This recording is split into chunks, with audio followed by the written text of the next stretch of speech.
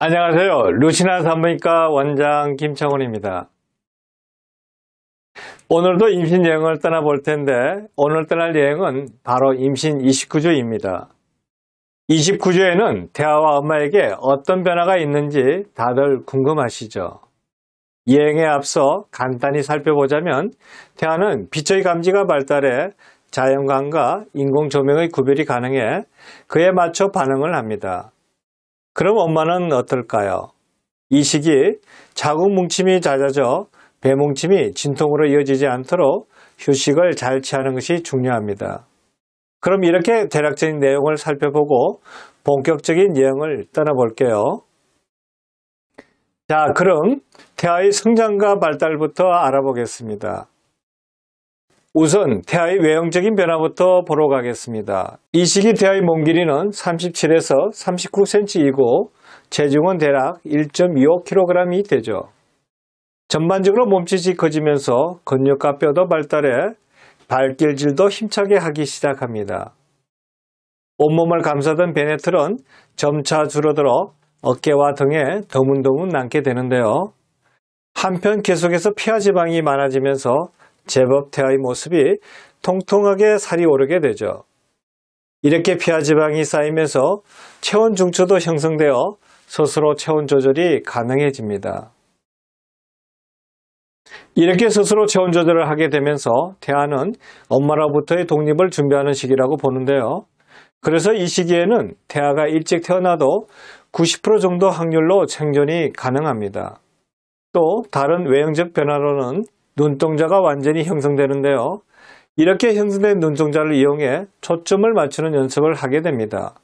또한 머리카락과 손톱도 점점 길어지고 있죠. 그럼 이제 태아의 내부적인 변화를 살펴보겠습니다. 태아의 뇌가 급성장하고 지능과 인격이 형성되기 시작하고 뇌로 호흡을 조절할 수 있는데요.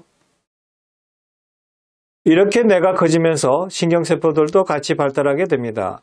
특히 빛과 소리, 맛, 냄새 등에 더욱 민감하게 반응을 하게 되죠. 이제는 배 안에서 눈을 뜨고 감는 게 자유로워진 태아는 자궁 밖의 빛을 감지하여 그에 따른 반응을 하게 됩니다.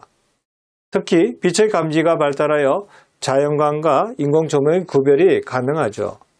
빛을 비추면 빛을 따라 고개를 돌리기도 합니다. 다른 신경세포들도 발달함에 따라 엄마의 감정에 같이 반응하거나 주위에 들리는 시끄러운 소음에 반응을 하게 되죠. 이렇게 태아에 대해 알아봤는데 어떠셨나요? 아직은 조금 이른 시기라고 생각했는데 벌써 독립을 준비한다니 놀랍지 않나요? 그럼 이렇게 태아가 고군분투하는 사이에 엄마는 어떤 변화를 겪고 있는지 알아보러 가겠습니다. 이제 자궁저의 높이가 27에서 30cm 정도가 되면서 몸에 나타나는 불편한 증세들이 더 심해지는데요. 자궁이 위로 치고 올라와 심장과 폐를 압박해 가슴이 답답하거나 쉽게 숨이 차는 증상이 생기게 되죠. 단순히 심장폐뿐만 아니라 위 같은 소화기관을 또한 압박해 속쓰림 같은 불쾌한 증상도 많아집니다. 이런 증상과 함께 태아의 발차기의 힘이 세지면서 가슴 쪽 통증도 더 심해지는데요. 이건 태아가 머리를 아래로 향하고 다리를 위로 향한 제자리를 잡느라 이동하면서 발차기가 종종 강해질 때가 있죠.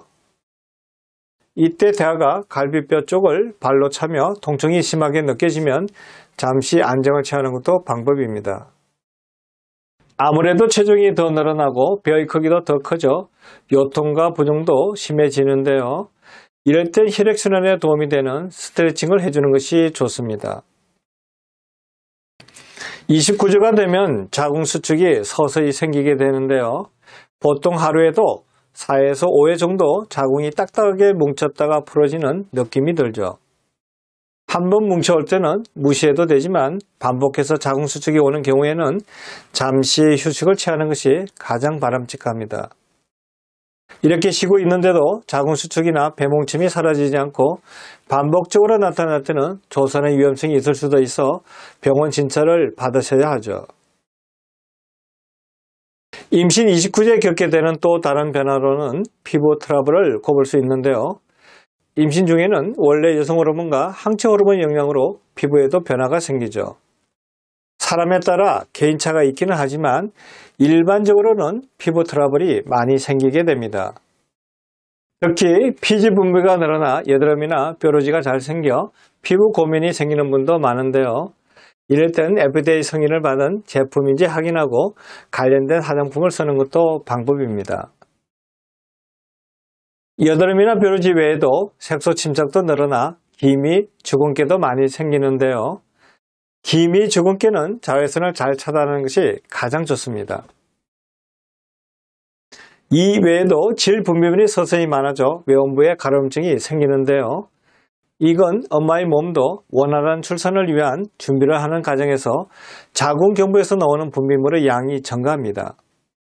그러면서 외음부에 접촉성 피부염이나 섭진이 잘 생길 수 있죠. 가려움증을 예방하기 위해 할 수 있는 건 자주 속옷을 갈아입거나 청결을 유지하는 거니 잘 기억해 두시길 바랍니다. 그럼 이렇게 엄마의 몸에 생기는 변화에 대해서도 알아봤으니 이제 이 시기 임신부가 해야 할 건강관리와 생활수칙을 살펴보겠습니다. 좀 전에 알아본 내용과 관련해서 중요한 6가지를 골라봤는데요. 그럼 하나씩 설명드리겠습니다. 첫째, 넘어지지 않도록 조심합니다. 배가 많이 불러오고 중심이 앞쪽으로 쏠리기 때문에 특히 넘어지는 것을 주의해야 합니다. 안정감 있고 쿠션감이 있는 신발을 신고 너무 무거운 물건이나 가방을 들지 않는 것이 좋죠. 둘째, 2주일에 한 번씩 정기검진을 받습니다. 임신부와 태아 모두 특별한 건강상의 이상이 없다면 8, 9개월 동안에는 2주일에 한 번씩 검사받는 것이 일반적인데요. 특별한 문제가 없어도 임신 중독증 같은 합병증이 임신 후기에 올 수 있어 정기적인 검진이 필요하죠. 임신 전기에 했던 정기검진과 마찬가지로 몸무게 재기, 혈압 측정, 소변검사, 외진, 초음파 검사를 합니다. 이렇게 간단한 검사를 하면서 기왕이면 출혈 여부나 자궁 수축, 진통에 대한 상태를 전달해 담당이가 정확한 몸 상태를 파악할 수 있게 하는 것이 좋은데요. 그러면서 평소 궁금했던 점도 물어보면 좋겠죠. 셋째, 질 분비물이 늘어나므로 속옷 등 청결에 신경 씁니다. 좀 전에 설명했던 부분이죠. 가려움증, 염증, 혹은 섭진 등이 생길 수 있어 청결 관리에 유의하셔야 하는데요. 분비물이 많은 분들 중 집에서 지내시는 분들은 미지근한 물에 자주 씻는 것이 좋은데 만약 직장을 다니는 분들이라면 라이너를 자주 갈아주는 것도 방법입니다. 넷째, 환절기에 감기나 독감에 걸리지 않도록 조심합니다. 이 시기 감기나 독감에 걸리면 쓸 수 있는 약도 한정적이고 면역력이 떨어져 여러 가지 면에서 안 좋을 수 있습니다. 환절기에는 목이나 배를 따뜻하게 보호해 감기에 걸리지 않도록 하는 것이 중요하죠. 피로도가 쌓이면 면역력이 떨어져 감기에 걸릴 수 있으니 충분히 휴식을 취하도록 합니다. 다섯째, 갑작스러운 체중 증가에 주의합니다. 계속 반복적으로 말씀드리는 내용인데요. 갑작스러운 체중 증가는 임신 중독증이나 임신 중 생길 수 있는 다른 합병증의 위험을 높이기 때문에 항상 조심해야 합니다. 합병증이 없더라도 분만 시 원활한 자연 분만을 위해서도 적정 체중을 유지하는 것이 엄마나 태아 모두에게 중요한데요. 특히나 29주면 태아의 성장을 위해 살이 찌기 쉬운 상태로 몸이 변한 상태라 칼로리나 당분이 높은 음식은 조심해야 하죠. 여섯째, 피부에 기미, 주근깨도 많이 생기는데 자외선을 차단하고 충분한 수면과 스트레스를 잘 처리해야 합니다. 피부에도 여러 변화가 생기는데 가장 큰 원인은 아무래도 호르몬 변화 때문이겠죠. 이러한 호르몬 변화로 피지 분비도 증가하고 멜라닌 색소도 증가해 색소 침착이 늘게 되는데요. 그 때문에 피부 고민 또한 걱정거리일 겁니다. 기미, 주근깨는 자외선을 차단할 수 있도록 자외선 차단제를 바르거나 긴 팔옷 혹은 모자 등을 쓰는 것이 가장 바람직한 방법이죠. 이러한 방법 외에도 기본에 충실한 생활 습관도 이러한 피부 트러블이나 피부 상태 개선에 도움이 되는데요. 가장 좋은 건 스트레스를 잘 처리하고 충분한 숙면을 취하는 것입니다. 이렇게 생활 습관과 건강 관리까지 살펴봤으니 영양 관리를 알아보러 갈까요?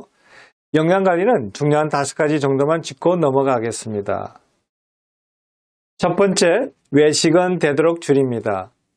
외식이나 패스트푸드는 고칼로리, 고지방인데다가 염분이 다량 함유되어 있고 식품 첨가물이 많아 임신부나 태아 모두의 건강에 좋지 않은데요. 부득이하게 외식을 해야 한다면 자연식 위주의 메뉴를 고르는 것이 좋습니다. 두 번째, 조금씩 여러 번 먹고 영양이 풍부한 간식을 섭취합니다. 한꺼번에 많이 먹는 것은 소화도 안 되고 살이 찔 수도 있어 조금씩 여러 번 나누어 먹는 것이 더 좋은데요. 임신부가 먹으면 좋은 간식은 섬유질이 풍부한 과일과 채소, 통곡물과 유제품, 식이섬유가 든 고구마 등이 있죠. 미리 간식을 준비해 둔다면 때에 상관없이 먹기가 더 편하겠죠. 직장생활 하는 분들이라면 조그만 팩의 우유나 견과류, 당이 적은 과일이나 채소가 가장 적당합니다. 세 번째, 염분이나 설탕 섭취를 줄입니다. 염분이나 설탕의 함유량이 많은 음식을 먹다 보면 임신 중독증에 노출될 우려가 있는데요. 임신 중독증을 조심하기 위해선 염분, 설탕의 섭취를 줄이는 것이 기본이죠. 조리법에도 살짝 변화를 줘 간장이나 소금 대신 레몬이나 식초를 이용하는 것이 방법입니다. 네 번째, 망간이 풍부한 음식을 섭취합니다. 이 시기 태아의 몸은 거의 다 완성이 되고 기능도 어느 정도 하게 되는데요. 이때 만들어진 골격과 근육을 더욱 튼튼하게 해줄 수 있는 영양소가 필요하죠. 망간이 바로 그런 영양소인데요. 망간은 태아에게 정상적인 골격 구조를 만들고 유지하는 데 꼭 필요한 영양소입니다. 특히 엽산과 함께 체내에 비타민 B1과 비타민 C의 역할을 돕는데요. 이러한 망간은 녹색 야채나 호밀빵에 많이 들어있죠. 다섯 번째, 크롬이 풍부한 음식을 섭취합니다. 망간에 이어 크롬은 태아 성장 촉진에 효과가 있는 영양소인데요. 이런 크롬이 들어있는 식품은 현미, 소의 간, 모시조개, 대합, 닭고기 등에 많이 들어있습니다. 오늘도 저와 함께 임신여행을 떠나봤는데 어떠셨나요? 이제 서서히 출산이 가까워진다는 느낌이 들지 않나요? 태아도 엄마도 건강한 출산 준비를 위해 각자 준비하니까요. 여러 가지 불편한 증세가 생겨 신경 쓰이는 것도 많아 힘들겠지만 그래도 태어난 아기를 생각하며 잘 견디시길 바랍니다. 한 가지 당부드릴 사항이 있다면 이 시기는 자궁수축이 잦아지는 시기이기도 하지만 조산의 위험성도 가장 큰 시기이죠. 이걸 구별할 줄도 알아야 하는데요. 조산의 징후에 대해서 미리 알아보는 것도 중요한 태도이죠. 하지만 그 전에 항상 무리하지 않고 조심하는 습관을 들이는 것도 중요합니다. 몸에 무리가 가고 힘들다면 남편이나 가족들에게 적극적으로 도움을 요청하면 좋겠죠.